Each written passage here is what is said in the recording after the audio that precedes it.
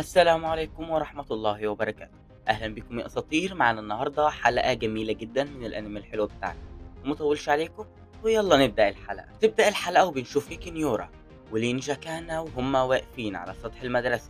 تقول لها كيكينيورا أنا أسفة إني حطيتك في مواقف ترعب.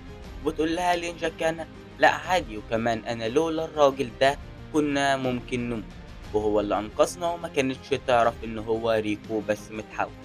بتقول في نفسها حاجة وحشة أوي إن هو اللي ينقذك وأنتِ من لان ميوجي، وأنا هاخلّص نفسي قريب من اللي أنا فيه. بعدين بينزلوا الفصل بيكون كيوتسوجو عامل اجتماع عشان مجموعته اللي بتكون بتدوّر على اليوكا، وهو في نفس الكلام بيقول في شخص ناقص وبيكون هو ريكو.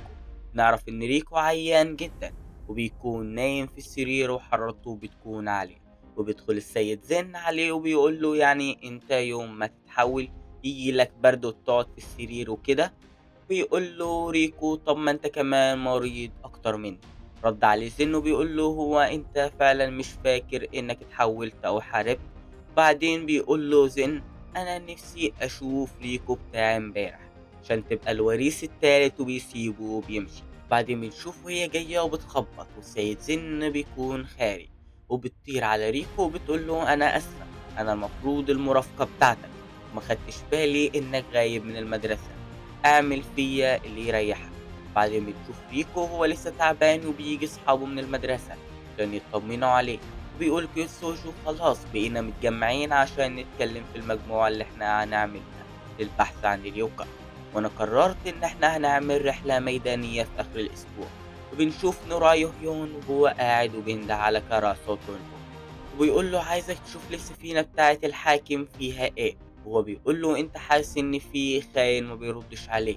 بيقول له خلاص انا فهمت، هبعت حد من ولادي يدور في الموضوع ده. وبيمشوا بعدين بيقول نورا يوهيون في نفسه دلوقتي هنعرف لو كان شيطان ولا تعبان. وبينتهي المشهد وبنشوفهم وهم راكبين قطر عشان بيعملوا الرحلة وبيكونوا بيلعبوا الكوتشينة.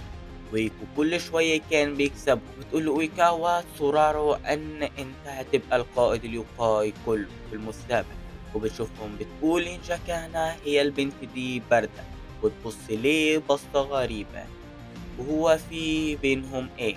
بعدين بيوصلوا بينزلوا من القطر بيقولوا ميبتسوجو إن دي هتبقى الواجهة بتاعتهم، وهنطلع الجبل ده عشان نوصل للمكان اللي احنا جايين عشانه.